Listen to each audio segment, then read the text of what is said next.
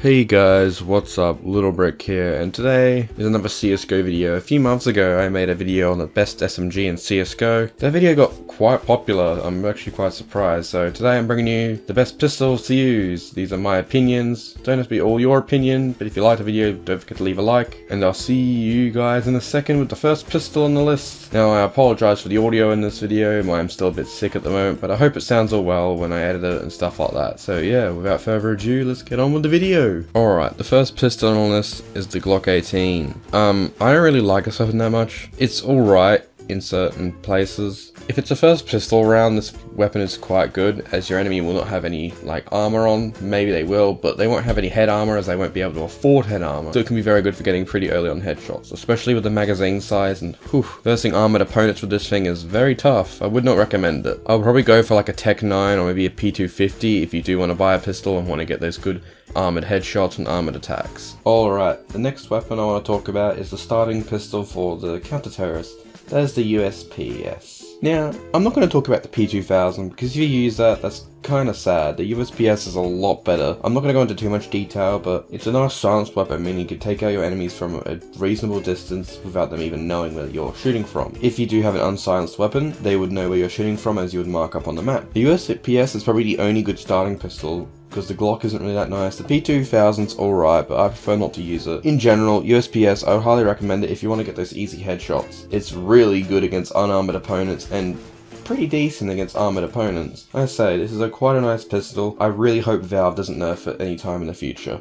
The R8 revolver. You were so insanely way too overpowered when they first added you. You killed off eco rounds and you killed my rank. Thank you, Nova. Go fuck yourself. This pistol is practically really horrible, especially after they nerfed it. Valve nerfed it way too much. I don't even know why you would equip this thing. The only time I ever equip this is for the background gameplay you're watching now. But this weapon's practically useless at the moment. Don't use it. Use a different weapon. Even use the Deagle or even like a P250. Use something. Alright, next up is the CZ Auto. The CZ Auto is a nice weapon, especially if you're someone who like gets 2 kills before dying, because at point blank range this weapon's quite effective for spraying your 2 magazines you have. It does have a really low all over ammo capacity. You have 1 magazine in the gun and 1 separate, but it can be very good especially if you don't live for a very long time. It costs 500 and is pretty decent to use against everyone. Really only effective at close ranges, but still effective for if you like to rush. Alright, the next weapon on the list is the dual Berettas. I used them quite a lot after they got buffed, and I have to say they're pretty decent pistol. I probably wouldn't go using them as they're like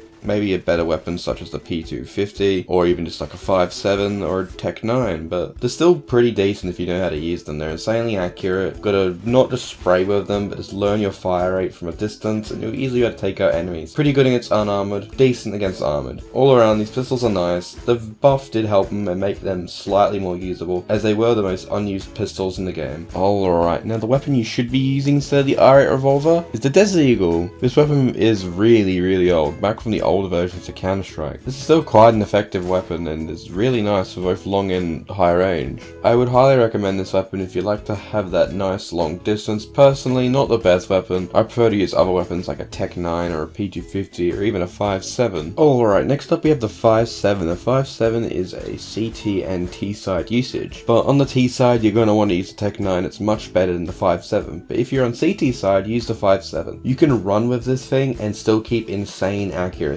I use this quite a lot in competitive, especially on first pistol rounds, as it chews through people's health if they don't have any armor and does insane headshots. All around, really nice weapon. Costs 750, most expensive pistol on the list, but hey, it's really nice. Alright, the next weapon is the P250. This weapon is both for T side and CT side. Quite effective, with nice damage, and it's easy able to take out enemies. Not as good as like the Tech 9, but hey, it's for both sides, so that makes it quite effective. I used to be absolutely hated this pistol, but now I'm absolutely in love with it. I would highly recommend using it over practically every pistol. If you can, prioritize your buying for this pistol only over every other, unless you can buy a Tech 9. The best pistol in the game is by far the Tech 9. The Tech 9 is amazing at rushing. It's only a T-side weapon. It is the weapon that puts Tech 9 Rush B into Rush B. Isn't the other way? I don't fucking know. I think it might be the other way around. But it is the best pistol. If you're on a T-side, buy this weapon if you can. It is super effective and it's all around just the best at what it does. If you know you're using this weapon right, if your mouse is broken at the end of a game. Alright guys, leave a like on the video if you enjoyed, dislike it if you dislike it, subscribe for more CSGO and TF2 content. I upload 2 videos a week. Don't forget to comment down what you want me to do on this channel if you want to. Comment down your favourite pistols and why. I'm kind of interested in what other people think. And I'll see you all next time in the next video.